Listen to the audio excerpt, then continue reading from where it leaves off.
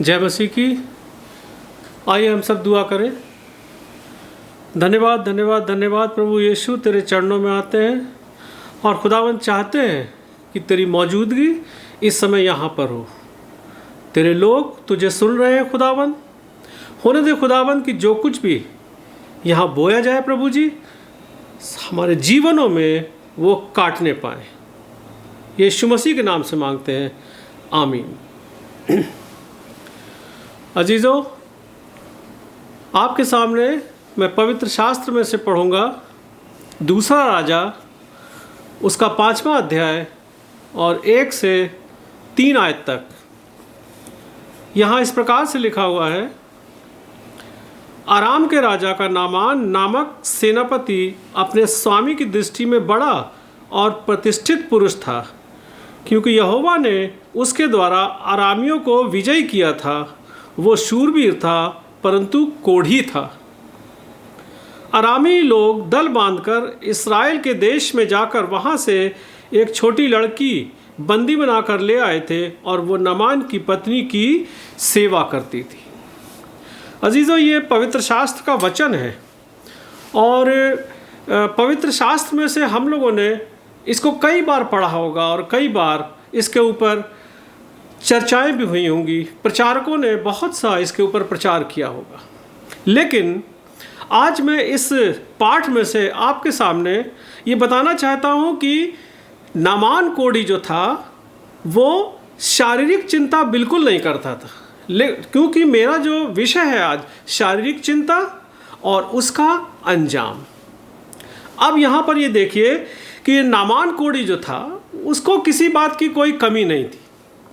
वो शूरवीर था, राजा का सेनापति था, तमाम लड़ाइयाँ उसने लड़ी थी और विजयी हुआ था।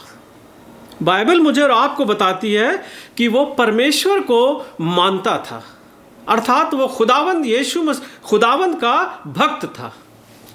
सो मेरे अजीज़ों, आज मैं आपको ये बताना चाहता हूँ कि ये जो सेनानायक था आराम के राजा का, ये सेनानायक जो था, खुदा तो उसके साथ था, लेकिन फिर भी उसमें एक व्याधि थी जो कोढ़ की थी, और उसके बावजूद भी उसने कभी किसी से कोई शिकायत नहीं की।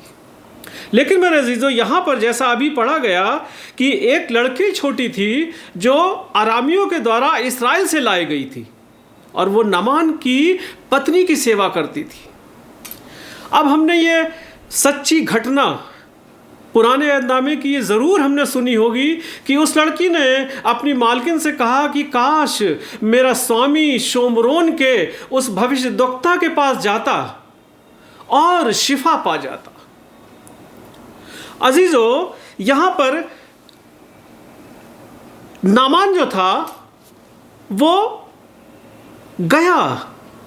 अब वो गया वहाँ पर, और वहाँ पर जाकर उसने क्या किया हम देखते हैं। इसमें यहाँ पर लिखा हुआ है, इसकी 10वीं आयत में क्या लिखा हुआ है।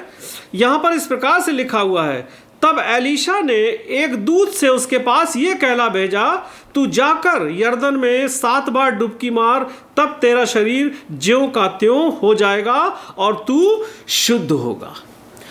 नामान जो थे वो एलीशा के पास गए उस छोटी बेटी की बात को सुनकर, और वहाँ पर पहुँचकर उन्होंने सोचा होगा कि ये, क्योंकि मैं बहुत बड़ा अधिकारी हूँ और वहाँ पर वो आएंगे निकल कर और मुझे दंडवत करेंगे और ये होगा और वो होगा। लेकिन मेरे अजीज़ों, एलीशा ने क्या किया, जो खुदा के भक्त थे, उन्होंने कहा, नामान को वो जानते थे पहले से, उन्होंने कहा कि जाकर यरदन नदी में 7 बार डुबकी लगा ले। गुस्सा तो आया होगा नामान को, लेकिन जब उसके सेवकों ने समझाया कि अगर भक्त कोई तुझसे बड़ा काम करने को बोल देता तब तू क्या करता, तो क्यों ना हम जाकर वहाँ पर डुबकी लगाएं। और अजीज़ों, जब नामान वहाँ पर गया और नामान वहाँ पर जाकर उसने 7 डुबकी लगाई, तो ये लिखा हुआ है कि उसका शरीर बालक सा कोमल हो गया। मैं आपके सामने पढ़ देता हूँ 14वीं आयत में क्या लिखा हुआ है। इसी की दूसरा राजा 5 की 14वीं आयत में यहाँ लिखा हुआ है, तब उसने परमेश्वर के भक्त के वचन के अनुसार यरदन में जाकर 7 बार डुबकी मारी और उसका शरीर छोटे लड़के सा चंगा हो गया और वो शुद्ध हो गया। और देखिए अजीजों, 15वीं आयत में क्या लिखा हुआ है? तब वो अपने दल बदल समेत परमेश्वर के भक्त के यहाँ लौट आया और उसके सम्मुख खड़ा होकर कहने लगा, सुन, मैंने अब जान लिया है कि समस्त पृथ्वी में इस्राएल को छोड़ और कहीं परमेश्वर नहीं है। इस्राएल को छोड़ और कहीं परमेश्वर नहीं है, अर्थात जो मसीह को मानते हैं खुदावंद उनके बीच में रहता है। यह धन्यवाद उसने दिया, यह उसने विश्वास किया। आज उसने अपने शरीर को जब देख लिया कोमल चंगा, तब उसने और अधिक विश्वास किया। अजीजों, सवाल ये पैदा होता है कि क्या हम लोग भी इसी चीज का इंतजार कर रहे हैं? अजीजों, नामान को तो कोई कमी नहीं थी, उसको अपने शरीर की चिंता नहीं थी। चंगा हो गया और धन्यवाद दिया। एक कैरेक्टर। अब देखिए, हम लोग खुदा को मानते हैं, जानते हैं और कई बार चर्चेस में जाते हैं और बहुत बड़े बड़े दावे करते हैं हम लोग कि मैं ये करता हूँ और वो करता हूँ। मैं अगर अपने को भी ले लूँ तो मैं भी कहता हूँ कि मैं हर संडे चर्च जाता हूँ, मैं प्रचार भी करता हूँ, मैं बड़ी दुआ भी करता हूँ, सब कुछ करता हूँ, दहेकी देता हूँ। लेकिन क्या मैं एक्चुअली में खुदा के साथ हूँ? ये सोचने वाली बात है। देखिए, एक करैक्टर में और बताता हूं आपको। यहां पर 20वीं आयत में देखिए क्या लिखा हुआ है। 20वीं आयत में लिखा हुआ है, परमेश्वर का भक्त एलीशा का सेवक गेहजी सोचने लगा, मेरे स्वामी ने तो उस अरामी नामान को ऐसे ही छोड़ दिया है कि जो वो ले आया था उसको उसने ना लिया, परंतु यहोवा के जीवन की शपथ मैं उसके पीछे दौड़कर कुछ ना कुछ उससे ले लूंगा। अब देखिए, यहां पर शरीर की चिंता, नामान ने तो चिंता नहीं की, लेकिन एक करैक्टर यह भी है कि हमेशा उस एलीशा के साथ रहता है, लेकिन फिर भी वो लालच कर गया, फिर भी वो उखड़ गया अपने विश्वास से। और अपने विश्वास के साथ वो ये सोचने लगा कि यहोवा के जीवन की शपथ की मैं उससे कुछ ना कुछ ले लूंगा, अर्थात उसने परमेश्वर के नाम को झुठला दिया और वो उसके पीछे पीछे गया। हम लोग पूरा किस्सा जानते हैं, पूरी कहानी जानते हैं। वो उसके पीछे पीछे गया और वहां पर जाकर उससे कहने लगा कि कुछ लोग आए हैं और मेरे स्वामी ने कहा है कि मुझे कुछ चांदी और वगैरह वगैरह कुछ दे दे। और अजीजों, वो उस लाकर उसने अपने घर में छुपा दिया। और जब उससे पूछा गया कि कहाँ था, उसने कहा कि मेरे स्वामी, मैं तो यही था। अजीजों, मेरे स्वामी, मैं तो यही था। कई बार हम और आप भी अपने कार्यों के द्वारा यही कहते हैं कि हे मेरे प्रभु, मैं तो तेरे साथ हूं। लेकिन क्या एक्चुअल में मेरा और आपका कैरेक्टर किससे मिल रहा है? क्या एलीशा से या गेहजी से? ये मैंने और आपने सोचना है। हम कितने भी परमेश्वर के पास हैं, हम क्रिश्चियन खानदान में पैदा हुए हैं, हम सब कुछ करते हैं, लेकिन क्या मैं अपने कामों से परमेश्वर को प्रसन्न कर रहा हूं, या मैं परमेश्वर को झुठला रहा हूं अपने कामों से, जिस तरीके से गेहजी ने किया? अजीजों, एक ये करैक्टर है और इसका अंजाम क्या हुआ? और इसका अंजाम देखिए, मैं आपको बताता हूं। इसका अंजाम यह हुआ वहां पर कि 27वीं आयत अगर हम पढ़ लेंगे, आपको 27वीं आयत, इसी पाठ की 27वीं आयत पढ़ लेंगे तो यहां पर लिखा हुआ है कि इस कारण से नामान का कोढ़ तुझे और तेरे वंश को सदा लगा रहेगा। और तब वो हिंसा श्वेत कोढ़ी होकर उसके सामने से चला गया। ये गेहजी था। ये वो दूसरा करैक्टर था जो परमेश्वर के भक्त के साथ साथ रहकर भी अपने आप को लालच से रोक नहीं पाया। ये करैक्टर वो था। अजीजों, मैंने और आपने सोचना है कि क्या मेरा करैक्टर ऐसा ही तो नहीं बनता जा रहा है? क्या मैं दुनियावी बातों में फंसता तो नहीं जा रहा हूं कि ऊपर से तो कहता हूं कि हे परमेश्वर, हे मेरे परमेश्वर, और अपने कामों के द्वारा छुपकर जो काम किए जाते हैं उनसे क्या मैं ये गेहजी का करैक्टर तो नहीं प्रस्तुत कर रहा हूं खुदा के सामने? यह सोचने वाली बात है। अजीजों, एक जगह मैं आपको और ले चलता हूं, बड़ा अच्छा लिखा हुआ है, प्रेरितों के काम और उसका चौथा अध्याय, प्रेरितों के काम चौथा अध्याय, उसकी 34 और 35वीं आयत।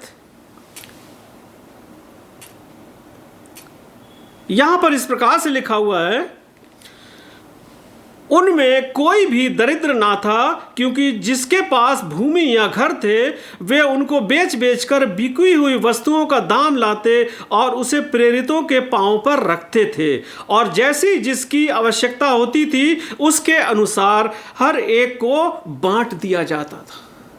अजीजों, खुदावंद यीशु मसीह के ऊपर चले जाने के बाद ये उनके चेले हैं, ये उनके भव भक्त हैं जो खुदावंद यीशु मसीह के साथ रहे थे। और इससे पहले अगर हम 32वीं आयत में पढ़ेंगे तो वहां पर लिखा हुआ है कि विश्वास करने वालों की मंडली का एक चित्त होकर और एक मन थी, और यहां तक कि कोई भी अपनी संपत्ति अपनी नहीं कहता था, परंतु सब कुछ साझे में था।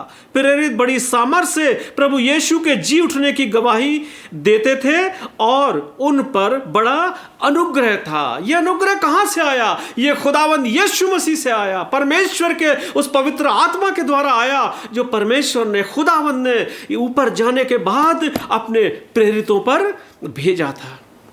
यह परमेश्वर का वचन है। एक कैरेक्टर यह भी है, अगर मैं और आप खुदा के साथ रहते हैं, परमेश्वर की राहों पर चलते हैं, खुदा को मानते हैं, तन से मन से हर तरीके से परमेश्वर को समर्पित हैं अजीजों, तो मैं और आप इस तरीके का कैरेक्टर पाएंगे। कोई नहीं कहने वाला था, जिस समय जैसे यहां पर लिखा हुआ है, जैसी जिसकी आवश्यकता होती थी उनके अनुसार बांट दिया करते थे। और अजीजों, एक बात और बताना चाहता हूं मैं, यहां पर भी एक करैक्टर और मैं दिखाता हूं। एक तो एक करैक्टर ये देख लिया और एक करैक्टर और देख लीजिए। यहां पर इस तरीके का करैक्टर है, और इसके 5वें अध्याय, प्रेरित 5 अध्याय और 1 से 3 तक भी मैं आपके सामने पढ़ देता हूं। यहां पर इस प्रकार से लिखा हुआ है, हनन्याह नामक एक मनुष्य और उसकी पत्नी सफीरा ने कुछ भूमि बेची और उसके दाम में से कुछ रख छोड़ा, और ये बात उसकी पत्नी भी जानती थी, और उसका एक भाग लाकर प्रेरितों के पांव तले रख दिया। पतरस ने कहा, हे हनन्याह, शैतान ने तेरे मन में ये बात क्यों डाली? तू पवित्र आत्मा से झूठ बोले और भूमि के दाम में से कुछ रख छोड़े। भूमि के दाम में से कुछ रख छोड़े। ये कैरेक्टर भी देखिए, हनन्याह और सफीरा भी उन प्रेरितों की मंडली में शामिल थे, और जैसा कि ऊपर पढ़ा गया, सब लोग अपना लाते थे और उनमें बांट दिया जाता था, और हर चीज उनकी साझे की थी। और अजीजों, कई बार मैं और आप भी आजकल अपने कामों के द्वारा, अपने किसी लालच के द्वारा, अपने किसी स्वार्थ के द्वारा परमेश्वर की राहों से इस हनन्याह और सफीरा की तरह भटक जाते हैं। कहते तो हैं कि परमेश्वर के साथ हूं मैं, कहते तो हैं कि परमेश्वर मेरे साथ है, लेकिन क्या सच में परमेश्वर मेरे साथ है? क्या मैं परमेश्वर के साथ हूं सच में? आज मुझे और आपको अपने मनों में यही तौलने की जरूरत है। अजीजों, जब हनन्याह और सफीरा का ये किस्सा सामने आता है तो पतरस ने उससे कहा था कि तूने पवित्र आत्मा से झूठ बोला है, पवित्र आत्मा से झूठ बोला है, उस पवित्र आत्मा से जो परमेश्वर ने हमारे बीच में भेजा है। अजीजों, आज भी पवित्र आत्मा मेरे आपके आसपास घूमता है, हम तो उसकी बात सुनते ही नहीं है। हम तो अपने दुनियावी कामों में लगे रहते हैं, हम तो इधर उधर घूमते रहते हैं, आज कल परसों, और ये करते करते सालों निकल जाते हैं। क्या मैं और आप भी हनन्याह की तरह झूठ तो नहीं बोल रहे हैं? क्या मैं और आप भी आज हनन्याह की तरह पवित्र आत्मा को धोखा तो नहीं दे रहे हैं? खुदावंद को धोखा तो नहीं दे रहे हैं अजीजों?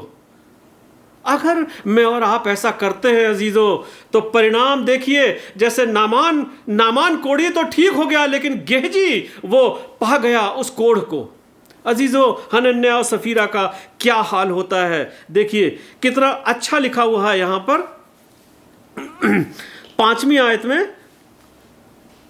10वीं आयत में लिखा हुआ है। यहां पर देखिए, बहुत अच्छा लिखा हुआ है, तब वो तुरंत उसके पांवों पर गिर पड़ी और प्राण छोड़ दिए, और जवानों ने भीतर जाकर उसे मरा पाया और बाहर ले जाकर उसके पति के पास गाड़ दिया। जैसे हनन्याह मर गया, पतरस ने जो बात कही उसके बाद तुरंत वो गिर पड़ा। आप बाइबल घर पे जाकर पढ़ लीजिएगा, ये 5वां अध्याय पूरा और आपको पूरा पता लगा, हमने सबने पढ़ा है, आपको पता है। और वही बात जब उसने सफीरा से पूछा, वो भी छुपा गई। हम कहां ले जाएंगे इन सबको छुपाकर? क्या मैं और आप परमेश्वर से झूठ बोल सकते हैं? जबकि मैं और आप खुद कहते हैं, जब खड़े होते हैं सामने, और पवित्र शास्त्र खुद कहता है कि मनों को जांचने वाला कौन है?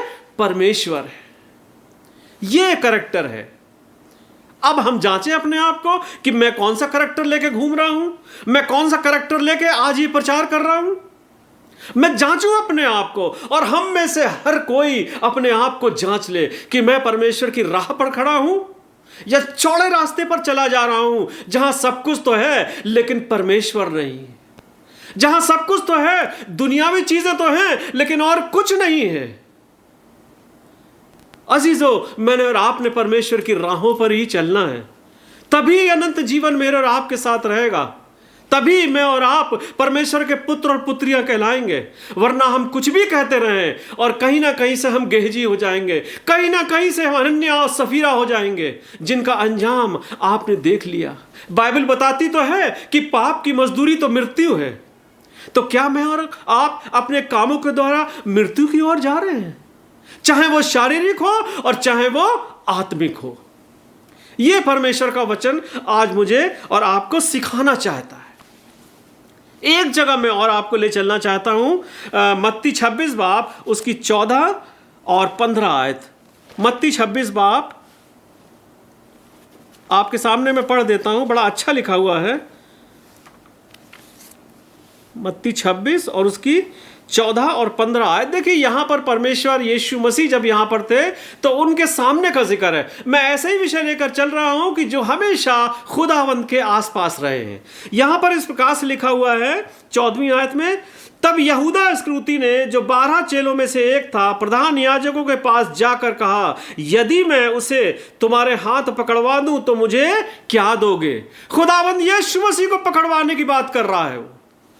और उन्होंने उसे 30 चांदी के सिक्के तौलकर दे दिए, और उसी दिन से वो खुदावंद यीशु मसीह को पकड़वाने का अवसर ढूंढने लगा।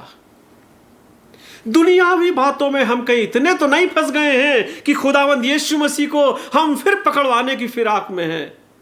अजीजों, अगर मैं यीशु मसीह के कुर्बानी के बाद कोई गलत काम करता हूं तो दोबारा उसे पकड़वा रहा हूं, दोबारा उसको मौत देने की कोशिश कर रहा हूं।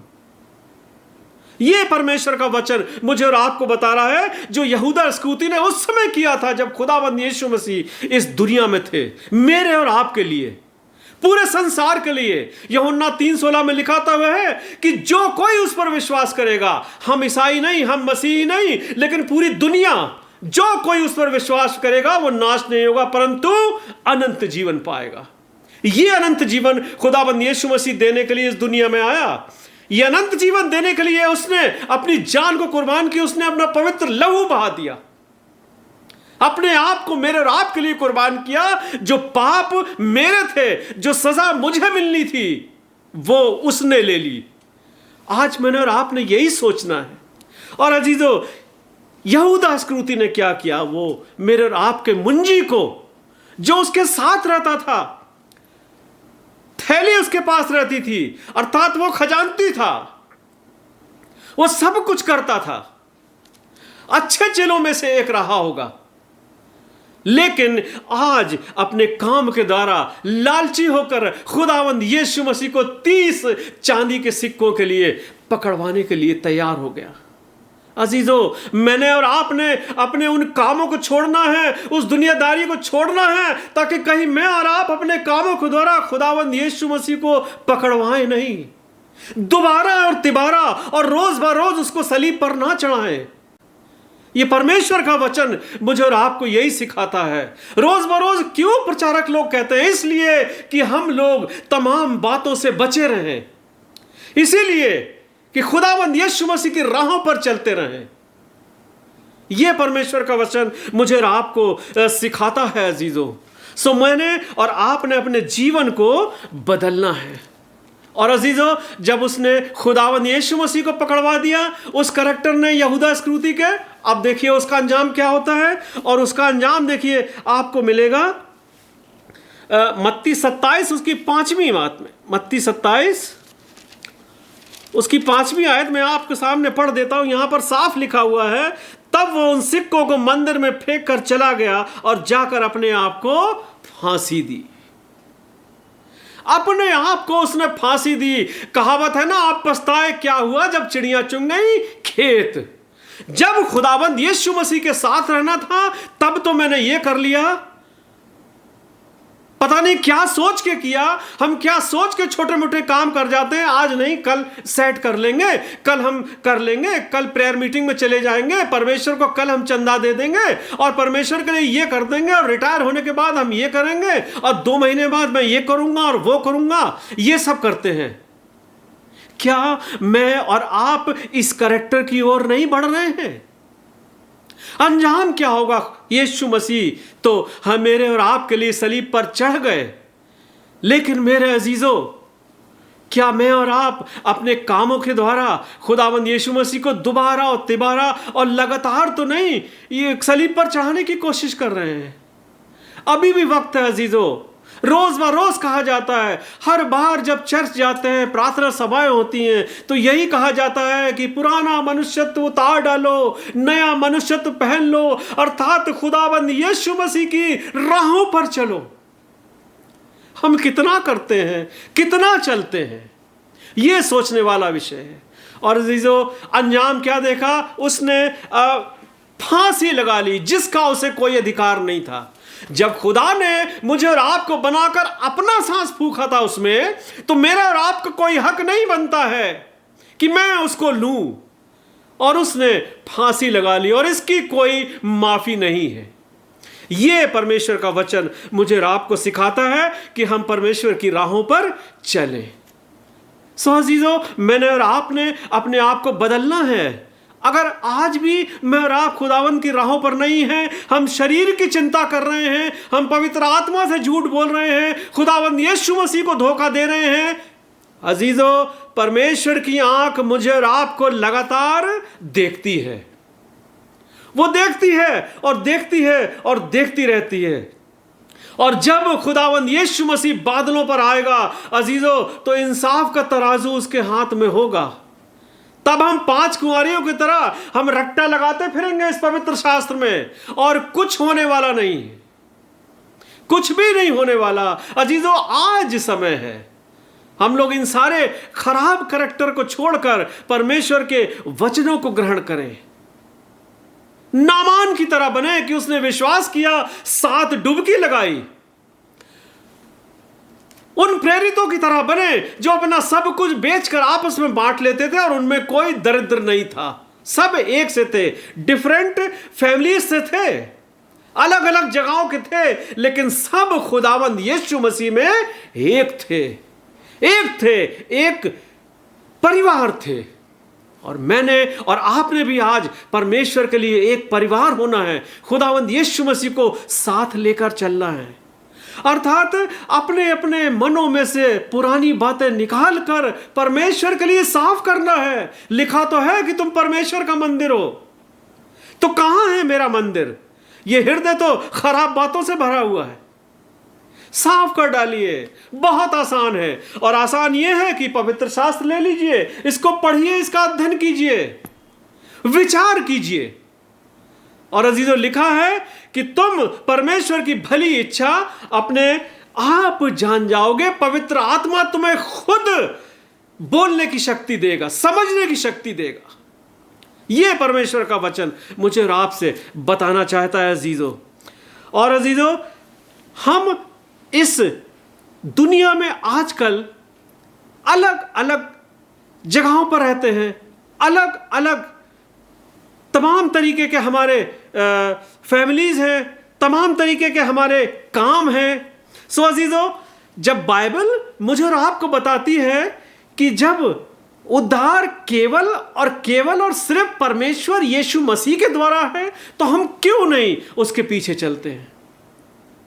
मुझे और आपको अपने आप को संभालने की जरूरत है। मुझे और आपको अपने आप को बदलने की जरूरत है। अजीजों, मैं एक जगह और आपसे पढ़वाऊंगा, और मत्ती 6 और उसका मत्ती 6 और उसकी 31 आयत देखिए, कितना अच्छा लिखा हुआ है। यहाँ पर हमें ये करना है। यहाँ पर इस प्रकार से लिखा हुआ मत्ती 6:31 में, इसलिए तुम चिंता करके ये ना कहना कि हम क्या खाएंगे और क्या पिएंगे या क्या पहनेंगे। इसलिए हमें चिंता करने की जरूरत नहीं है। पवित्र शास्त्र तो अपने आप मुझसे और आपसे कह रहा है कि हमें चिंता करने की जरूरत नहीं है। क्या खाएंगे, क्या पिएंगे। याद कीजिए बनी इस्राएल को जब वो गुलामी से निकाले गए थे तो लिखा हुआ है कि 40 साल तक उनके वस्त्र नहीं फटे, 40 साल तक उनकी जूती पुरानी नहीं हुई। यह परमेश्वर का वचन है। तो क्या मेरे और आपकी चिंता नहीं करेगा? वो करेगा और जरूर करेगा। और देखिए यहां पर 33वीं आयत में भी बहुत अच्छा लिखा हुआ है। हमने करना क्या है? हमने ये करना है, इसलिए पहले तुम परमेश्वर के राज्य और उसके धर्म की खोज करो तो ये सब वस्तुएं तुम्हें अपने आप मिल जाएंगी। अजीजों, ये परमेश्वर का वचन है।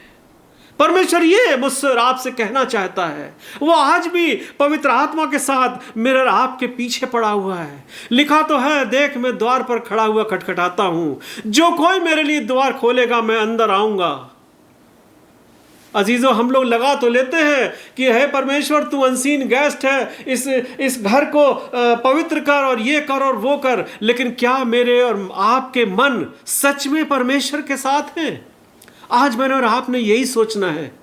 अजीजों, आज मैंने ये सोचे कि हम गेहजी की तरह बने, उन चेलों की तरह बने, ना कि उसके दास की तरह और यहूदा इस्करियोती की तरह, जिन्होंने बहुत ही गलत काम किए, परमेश्वर की आज्ञा नहीं मानी।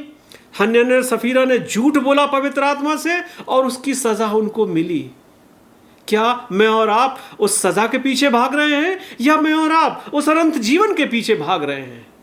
बदल डालें, अपने आप को बदल डालें। परमेश्वर आप सबको आशीष दे।